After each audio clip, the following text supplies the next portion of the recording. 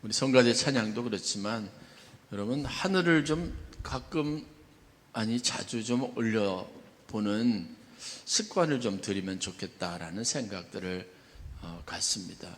성경에 그냥 단순한 비유나 아니면 은유화된 표현 같지만 그게 사실은 우리 인간이 가지고 있는 보편적인 이런 삶의 패턴에서 위를 쳐다본다는 건 굉장히 그것으로부터 얻을 수 있는 많은 유익이 있고 또 축복된 일이라고 분명하게 말씀드리고 싶습니다. 땅을 보고 살다가 위를 보면 뭔가 마음이 넓어지는 것 같고요. 그런 마음의 평안이라는 게 찾아오는 것, 어느 순간인가 내 마음이 넓어진 것 같은 느낌이 들 때가 참 많이 있습니다. 오늘부터라도 좀 위를 쳐다보는 훈련을 좀 하면 좋겠고, 특별히 설교 시간에 위를 좀 쳐다보시면 제가 있을 거고 십자가가 있을 테니까요. 그러시길 바랍니다. 오늘은 선교여행을 갔다가 새벽에 도착하신 분들이 몇 분이 계셔서 땅을 쳐다보고 계실 확률이 굉장히 높은데 밤새도록 비행기를 타고 왔습니다. 근데 저도 잠깐 기도할 때 고개를 떨고 왔더니 잠깐 단잠을 잤습니다. 자꾸 위를 쳐다보면 좋습니다. 제가 좀 여러분 우스갯소리를 했고요.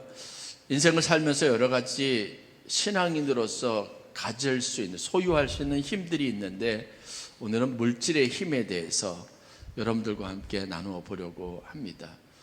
아마 여러분들이 오랫동안 마음속에 이렇게 뭔가 가지고 있었던 뭔가 불편한 것들, 물질에 대한 여러분들의 생각들, 이런 것들을 좀 정리하는 시간을 가져보면 좋겠다라는 생각들을 가지고 오늘 말씀을 준비를 했습니다. 사람마다 다 예수님께 나오면 기대하는 바가 다 있습니다. 여러분들도 교회 올 때 기대하는 것 다 있습니다. 그리고 그것이 다 채워지기를 바라고 내 마음속에 있었던 것들이 어떤 의심 같은 게 해소가 되기를 바라고 내가 정신 똑바로 차리고 살아갈 수 있는 인생의 어떤 길, 해답 같은 걸 얻기 원하는 마음들이 다 있습니다. 오늘 사실 우리가 읽은 누가복음 12장에 보면 앞에서부터 사실은 이어지는 본문이고 그 본문의 결론에 해당하는 부분만 제가 요약해서 발췌해서 그 부분을 본문으로 삼고 읽었는데 오늘 누가복음 12장에 이런 예수님의 가르침과 교훈이 있게 된 배경에는 이런 이야기가 있습니다. 사람들이 문제를 가지고 예수님 앞에 나왔는데 그 문제가 뭐냐 하면 황당하게도 자신의 형에게 동생 몫의 유산을 나누어 주도록 예수님이 좀 말을 해달라라는 겁니다. 그 보니까 동생 입장에서 자기 형이 내 몫의 것을 제대로 주지 않는다. 자기 것도 아니면서 부모님으로부터 받은 유산이면 그래도 내 거 줘야 할 거 아니냐. 그게 부모님의 뜻이지 않겠느냐.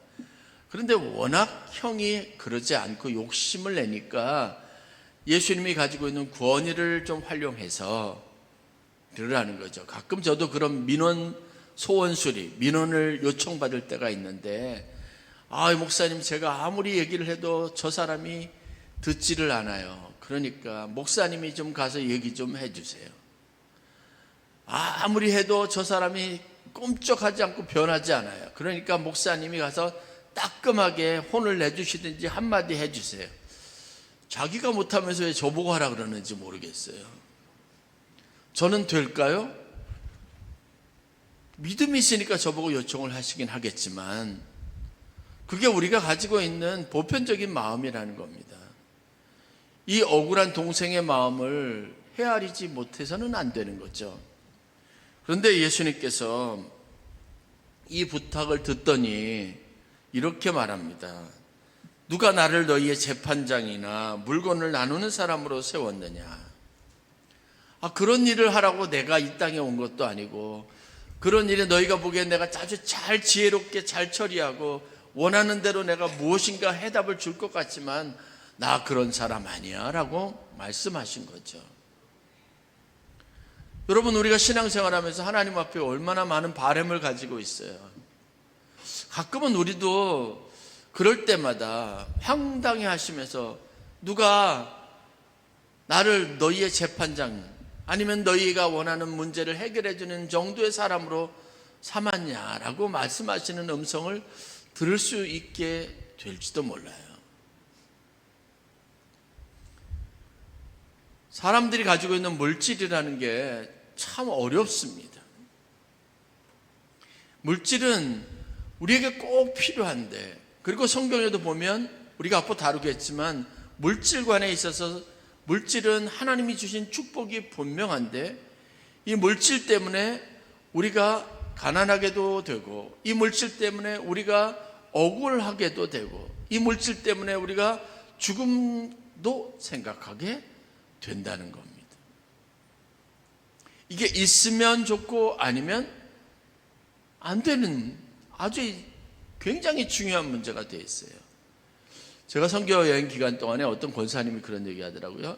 사람이 받는 유혹이나 시험 중에 물질의 유혹, 가난이라고 하는 것은 아주 초기 단계에, 아주 낮은 단계에, 그러니까 유아기적인 시험이래요. 이게 별로 그렇게 영적으로 큰 시험은 안 된다는 거죠. 그런데 여러분, 그렇게 쉽게 말할 수 있나요? 아니에요.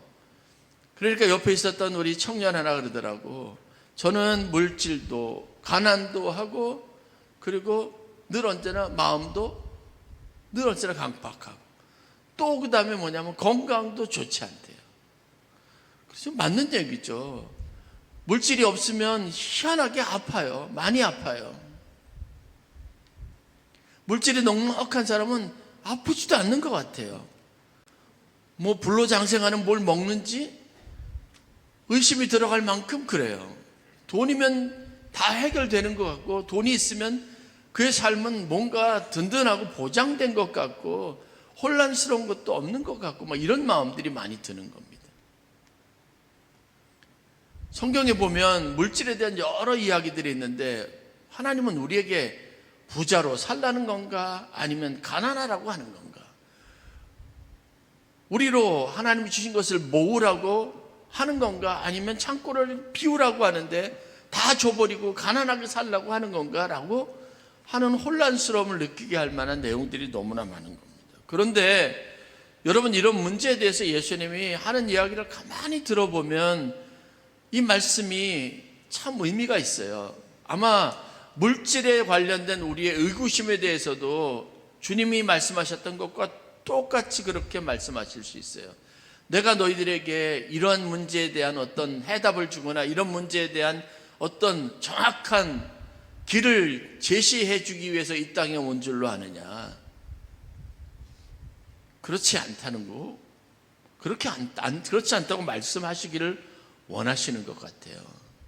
결국은 이 이야기의 주제는 어느 쪽으로 가냐면, 문제는 탐심이라는 거예요. 이 모든 것이 비롯된 것은 탐심으로부터 비롯된 거예요. 형은 그 탐심 때문에 아버지의 정당한 유산을 정당하게 상속해야 하고 나누어야 할 동생들에게 주지 않아요. 동생 역시 탐심이 없을까요? 탐심 때문에 얻기를 원해요. 얻기를 원하는데 뭐예요?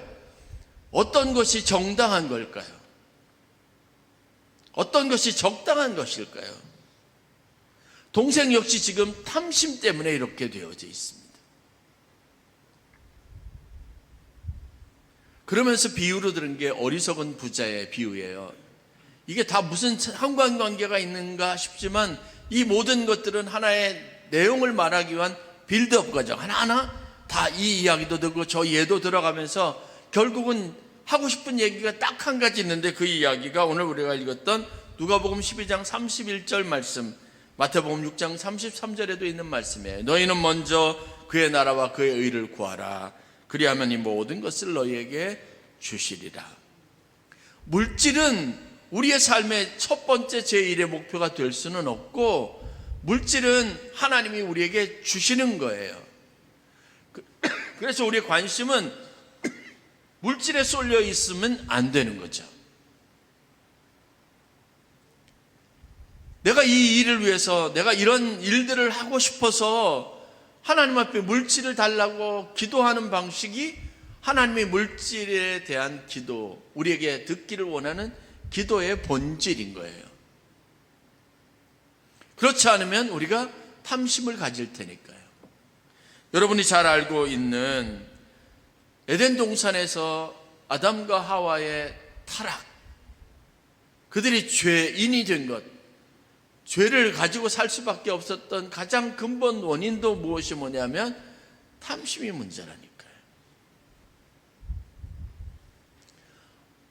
부족한 게 없었잖아요. 하나님 주신 동산 안에서 즐거웠잖아요. 무엇이든지 다 먹을 수 있었잖아요. 그런데 유독 하나 그것을 갖지 못하고 했다고 해서, 그것을 내 마음대로 하지 못한다고 해서 문제가 이렇게 된 거예요. 오늘은 본문을 중심으로 해서 물질관에 대해서 한번 생각해 보려는데, 저는 4가지 정도 물질관에 있어서 중요한 교훈을 여러분들과 함께 나누어 보려고 합니다. 첫 번째는 한번 따라하면 좋겠어요. 물질은 하나님이 주신 축복의 선물이다. 물질적인 부와 번영은 축복이에요. 그런데 그 축복을 우리가 저주로 만드는 거예요. 부모님이 열심히 일해가지고 유산을 남겨줄 때 그걸 가지고 형제들이 싸우라고 의도한 적은 없을 겁니다. 그렇게 열심히 죽으라고 모아서 본인 안 쓰면서 자식들에게 그것을 유산으로 남겨줄 때는 자식들의 삶이 좀 더 편안했으면 좋겠고, 어려워서 서로 미워하거나 서로 남에게 빚지지 않았으면 좋겠다라고 하는 마음으로 아마 유산을 남길 거예요. 그런데 그 의도하고는 전혀 다르게 가고 있지 않습니까? 물질은 성경적 개념으로는 축복이에요. 하나님이 주시려고 했던 가장 중요한 축복이에요.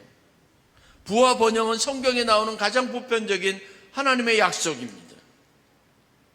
아브라함에게도 이삭에게도 그렇게 약속하시고 그렇게 주셨어요. 자기가 노력한 것보다 거저 얻은 것이 훨씬 더 많았습니다. 얄팍하게 자기 부인을 누이라고 속여가지고 그렇게 해서 많은 재산을 얻었어요. 이건 생각하지 않았던 일이에요. 그래서 그것은 하나님이 거저 주신 거예요. 애굽의 바로 왕의 마음을 움직여서.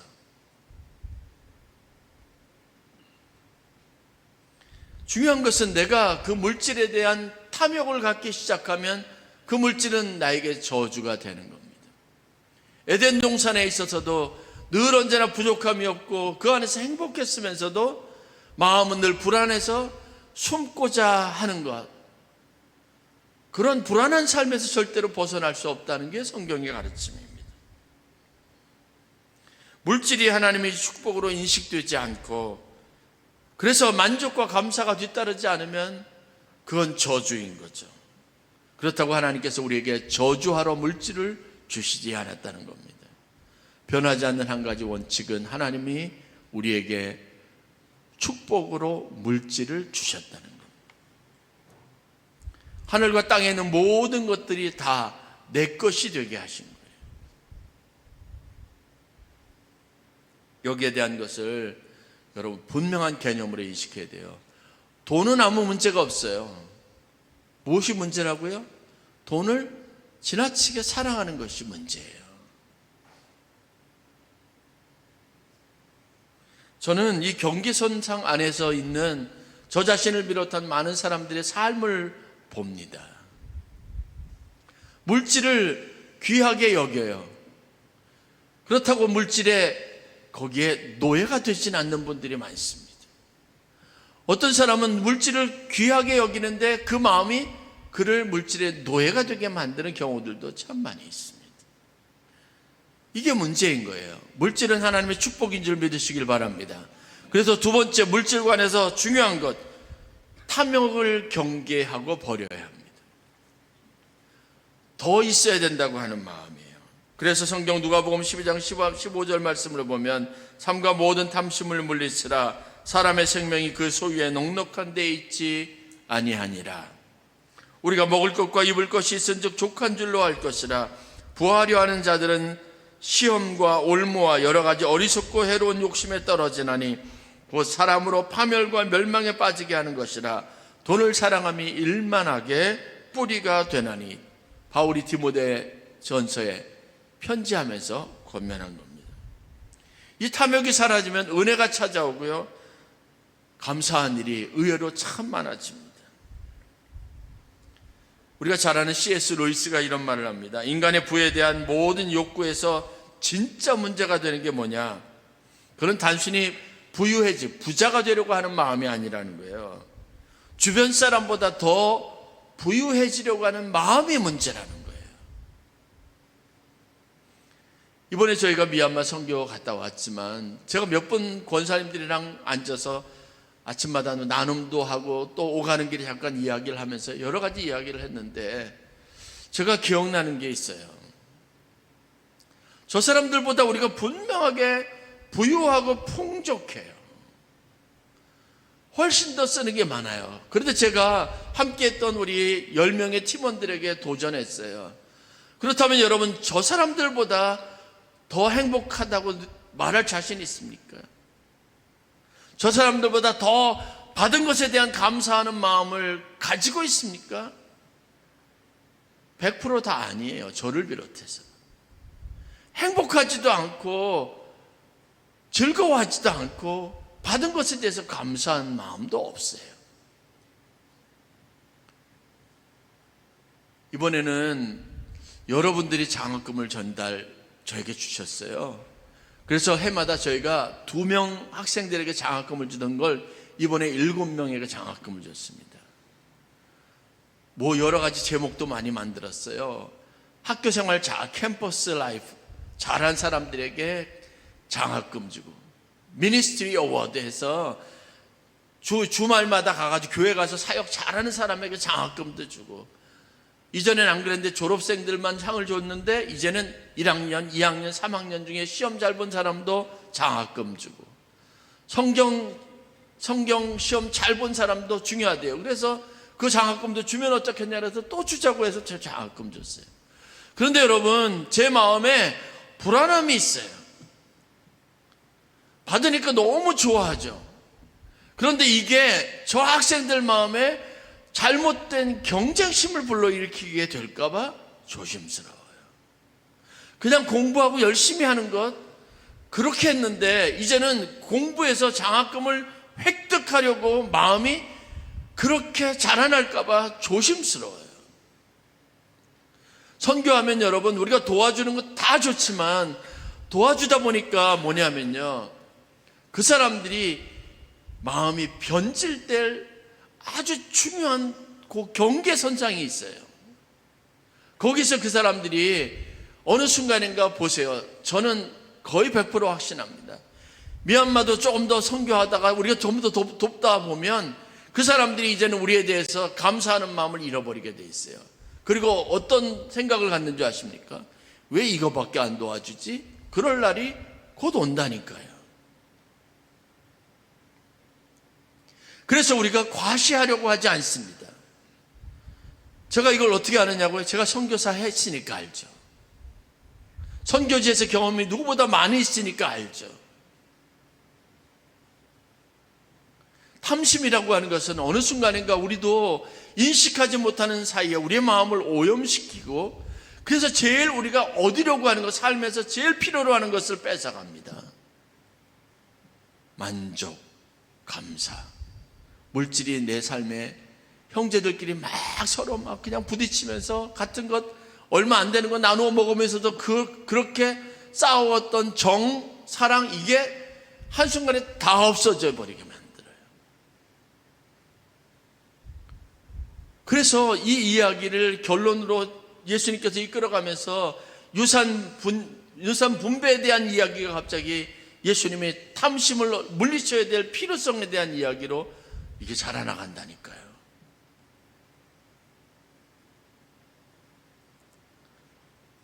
탐욕이라고 하는 게 뭘까? 내가 지금 누리고 있는 것보다 더 얻으려고 하는 것. 무엇으로? 내 가지고 있는 역량으로, 내 노력으로 얻으려고 하는 것. 그럴 때 우리가 다시 첫 번째로 돌아가서 무엇을 생각해야 된다고요? 물질은 하나님이 주시는 것이다 라는 것으로부터 다시 탐심을 다스려야 합니다.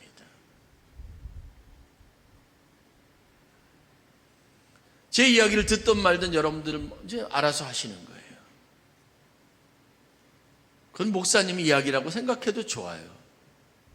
그러나 제 이야기를 진지하게 듣는 분이 계시다면, 내가 어느 순간인가 어떤 일에 만족과 행복과 기쁨을 잃어버리고 함께하는 즐거움이 없어져 버리면 여러분의 마음속에 은근히 자라있는, 가득 차 있는 탐심에 대한 고민을 가져볼 필요가 있습니다. 미국의 월스트리트에서 성공한 한 증권 거래인이 있습니다. 자신이 진짜 문제가 무엇인지를 이렇게 고백했는데, 이렇게 고백합니다. 나는 중독자입니다. 알코올 중독자가 더 많은 술을 원하는 것처럼 나는 매일 더 많은 수입을 원합니다. 회사에 취직해서 첫 번째 해 보너스로 4만 달러를, 자기가 한 일에 대한 성과급으로 4만 달러를 받고 뛸 듯이 기뻐하던 나 자신이 불과 5년 만에 헤지펀드를 해가지고 겨우 150만 달러를 받았다고 불평하고 있다는 것 때문에 자기가 얼마나 심각하게 중독자가 됐는지 느낀 겁니다. 4만 달러에 막 뛸듯이 기뻐하고 너무 감사하던, 내가 그래서 평생 이 회사에 충성을 다하리라고 했던 이 사람이 불과 5년 만에 150만 달러밖에 성과급 주지 않았다고, 이제 내가 독립해야 되겠다고 생각하고 내가 죽어라고 일해봤자 아무 소용없다고 말하는, 불평하고 원망하는 자신의 모습을 보게 된 거예요. 그래서 알코올 중독자, 마약 중독자만 중요한 게 아니라 물질 중독자가, 욕심 중독자가 되어버린 자기 자신에 대해서 여러분 후회하는 이야기를 했다는 겁니다.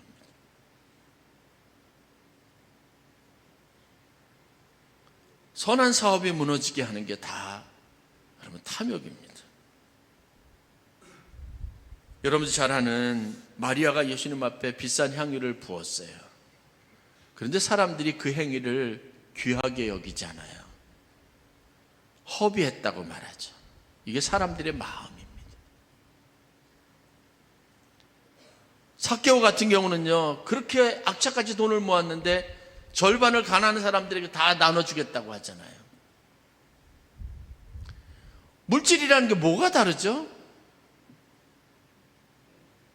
쓰임새, 마음, 그 사람이 가지고 있는 생각, 동기, 이게 훨씬 중요한 거예요.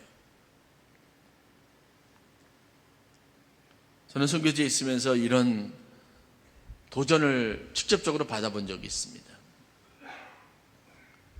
이게 선교사로 있으니까 돈에 예민해져요. 돈에 예민해진다는 건 뭐냐면요, 제가 초창기 그것 때문에 마음이 힘들었는데, 선교지에 가다 보면요, 이렇게 아주 작은 돈인데 이 사람들에게는 큰 돈이거든요. 그러니까 당시 제가 처음 루마니아에 갔을 때 이 사람들이 한 달 공무원들의 월급이 얼마냐 하면 대략 100불에서 150불 사이 정도 됐어요. 한국 돈으로 그 당시 따지면, 그때 한국 돈이 1불이 1200원이 1불 정도, 11불? 예, 1불 정도 될 때예요. 그렇죠? 그러니까 한 20만 원도 채 안 되는 거예요. 그거로 한 달 월급이었었어요.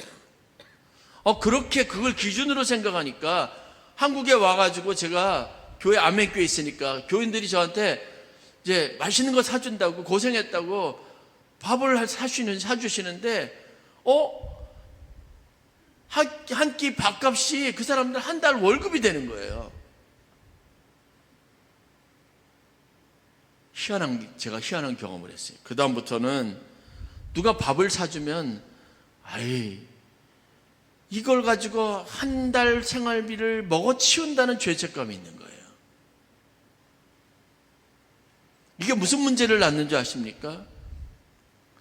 저분이 저한테 베푼 호의와 사랑이 감사하지가 않아요. 왜 이 돈을 허비하지? 차라리 밥 사주지 말고 그 돈 나한테 주면 선교지에 가서 더 잘 쓸 텐데. 이게 양쪽 사이에 이 엄청난 경제적 수준 차이를 가져다 보니까 마음이 심각하게 병들어가기 시작하는 거예요. 내가 거기에서 주변인이 돼요. 이쪽 사람도 아니고 이쪽 사람도 아닌 모습이 되는 거예요. 그 다음부터는 뭐냐면요, 다 한국에 있는 우리 권사님, 집사님들, 장로님들이 돈을 허비하는 사람으로 보이는 거예요. 정말 그럴까요? 저분이 나 돈 있어라고 자랑하려고 저한테 시다 제접을 할까요?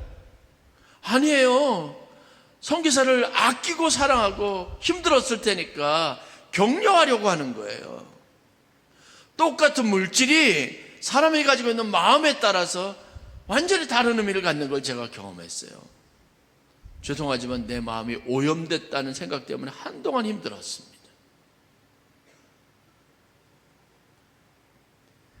선교지를 오가는 제 마음이 어떨 것 같으세요? 근데 지금은 많이 달라졌어요. 여러분들이 별것 아닌 것 같고 적다고 여기지만 늘 민망하다고, 목사님 많이 선교비 돕지 못해서 죄송하고 드는 것지만 거기서 쓰임받을 때는요, 가치 부여를 하면 이거는 엄청난 힘이 되는 거예요. 어떤 사람은 하나님을 만나기도 해요. 어떤 사람은 수십 년의 기도에 응답을 받기도 해요. 어떤 사람도 내가 하는 일에 대한 격려가 되기도 해요. 이번에도 우리 학생들 그런 얘기 하는데, 고백하는데요, 여기 이렇게 양곤 도시에 와서 신학교 다닐 때 막 같이 어울리고 뭐 얼마나 영적으로 좋아요. 찬양을 하는데 그 공간에다 울려 퍼지는 찬양이 너무 아름다워서 은혜 받고 뭐 눈물 흘리는 우리 성도님들의 모습을 보고 그 고백이 대다수였어요.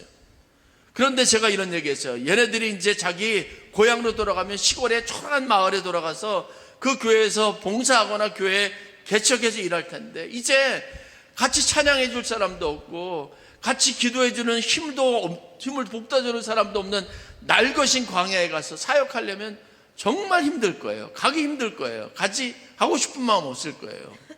우리 개척하는 교회 목사님도 똑같은 마음이죠. 그럴 거라는 거예요. 그러니 우리 마음껏 축복하자. 그래도 고향 돌아가서 자기 다시 사역하겠다고, 전도하겠다고 교회 일꾼 되겠다고 하는 사람이니까 축복해 주자 그랬어요, 제가. 물질 자체가 악하지 않습니다.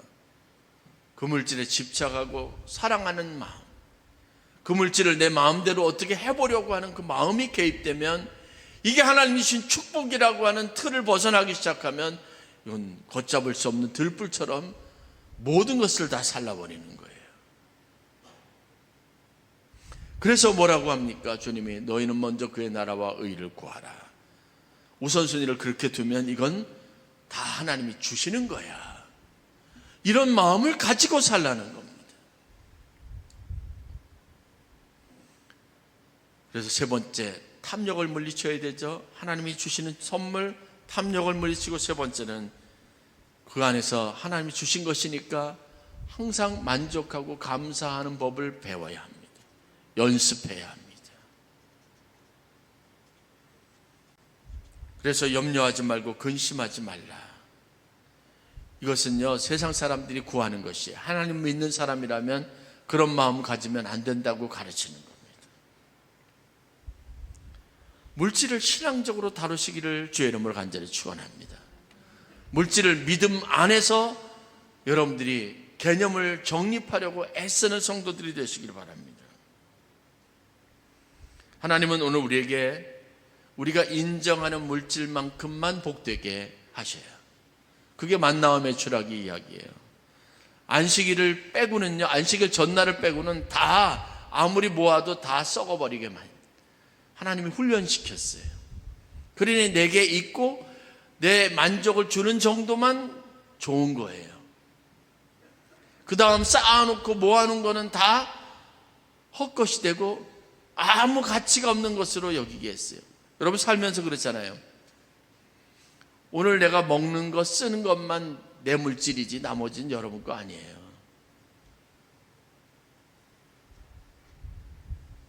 하나님은 부족하지도 않게 남지도 않게 주시는 걸 좋아하시는 분이에요. 남기지 않기 위해서 여러분 우리가 지혜를 발휘해야 합니다. 내가 취하는 것을 효용가치가 높게 하는 법을 배워야 합니다. 그래서 감사가 나오는 거죠. 미얀마를 가면 여러 흔적들이 있어요.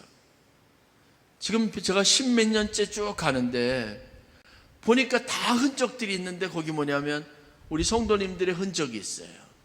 헌신의 흔적들이 있어요.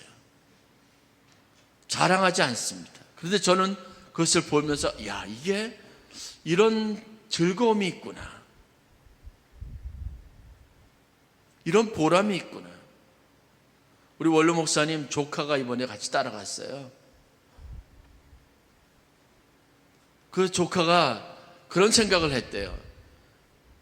큰아빠는 그냥 있는 거 다 갖다가 선교한다고 다 쓰는데 뭐 하는지 모르겠다고, 왜 그렇게 낭비하는지 모르겠다고 그랬는데 직접 와서 보니까 큰아빠가 대단하시다고.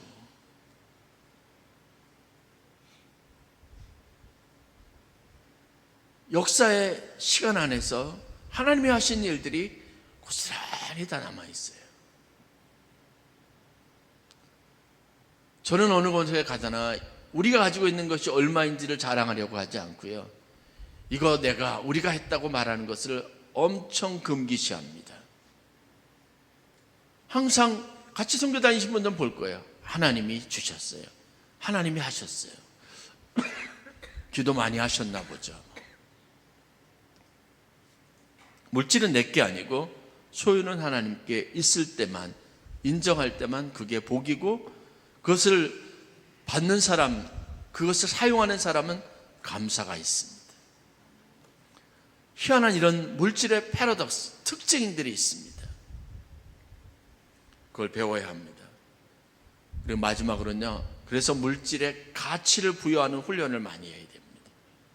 이거는 이런 가치가 있다고 여러분들이 항상 생각하세요.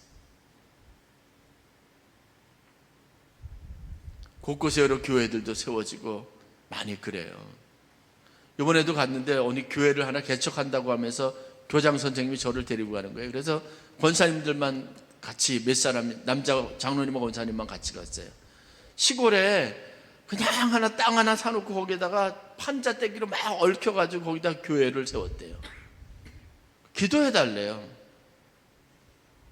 그러면서 거기에 보낼 사역자들 한 명 신학생 중에 보냈으면 좋겠는데 기도해달래요. 그건 무슨 얘기냐? 저보고 도와달라는 거죠. 아무 답도 안 줬어요. 그냥 가서 기도만 해주고 왔습니다. 그런데 제 마음이 움직여진 결정적인 순간이 있었는데 뭐냐면, 이분이 올해 79, 내년에 80세가 되시거든요. 걷는 것도 제대로 못해서 계단을 잘 오르는 게 안 돼요. 이제 언제까지 할 수 있을지 모르겠어요. 그런데 그분이 졸업 축하 파티를 하는데 그 자리에서 얘기하는데 이 버마어로 버미스, 그러니까 미얀마 말로 하는데 제가 도저히 알아들을 수 없잖아요. 그랬는데 갑자기 아들이 제 옆으로 쓱 오더니 저한테 통역을 해주는 거예요. 자기는 욕심이 많아서 많은 걸 하고 싶은데 이제는 더 이상 그렇게 하지 못할 나이가 됐대요. 자기는 여전히 하나님 앞에 무엇인가를 하고 싶은 열정이 있는데 이제는 그러지 못할 나이가 됐대요. 근데 제 마음속에 뭐가 갑자기 확 떠오르냐면, 어쩌면 이게 이분의 마지막 프로젝트가 될 수 있을지 모르겠다. 그분이 한 번도 저한테 이런저런 부탁하는 게 그런 분이 아니거든요. 근데 저를 끌고 간 거예요. 그래서 마지막 프로젝트가 될지 모르겠구나. 그 생각이 갑자기 마음에 감동이 되더라고요. 그래서 우리 루디아 여성교회 회원들이 있는데 제가 막 비행기 타기 전에 물어봤어요. 거기 사역자를 도우려면 우리가 얼마나 도와주면 되겠습니까? 그랬더니 한 달에 10만 원만 도와주면 된대요. 그래서 제가 루디아 여성계 회원들한테 어떤 방법으로든 루디아 여성계를 설득을 시켜가지고 루디아 여성계에서 매달 10만 원씩 그 사역자 생활비 좀 보내주라고. 그러면 교회가 된대요. 가치예요. 가치를 부여하면 그 일은 정말 소중한 일이 되는 거예요. 우리 10만 원, 그렇죠?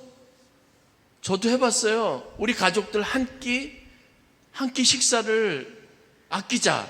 근데 그거 가지고 저희가 여학생 하나를 학비 후원을 했어요. 미국에 있을 때도 후원했어요. 졸업했어요. 대학교까지.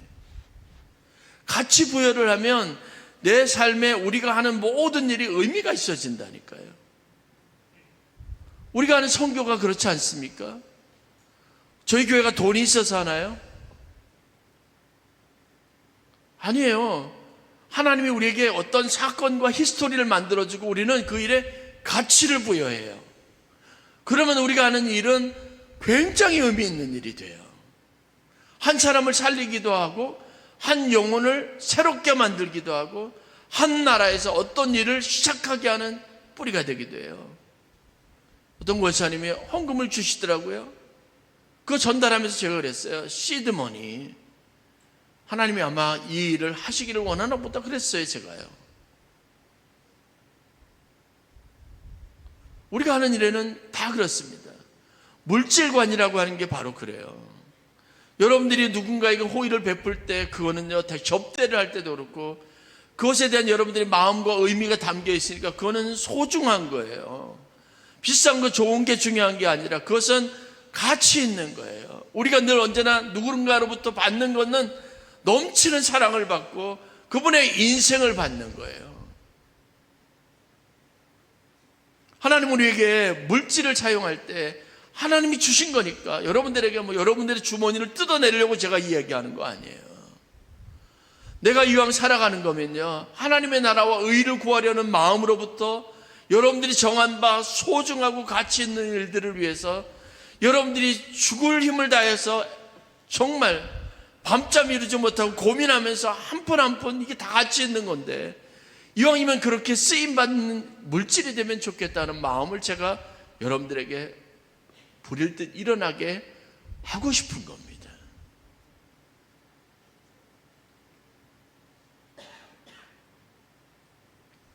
물질을 이야기할 때 오늘 본문에 이런 표현이 있습니다. 낡아지지 않는 배낭, 이건 절대로 해지지 않아요. 이 배낭에 둔 가장 다함이 없는 것, 끝이 없는 보물, 이게 물질이라는 거예요. 그게 오늘 성경에 예수님께서 제자들에게 들려주신 이야기예요. 하늘에 쌓아둔 그 보물은 마치 헤어지지 않는 배낭에 담아둔 끝이 없는 보물과 같다는 거예요.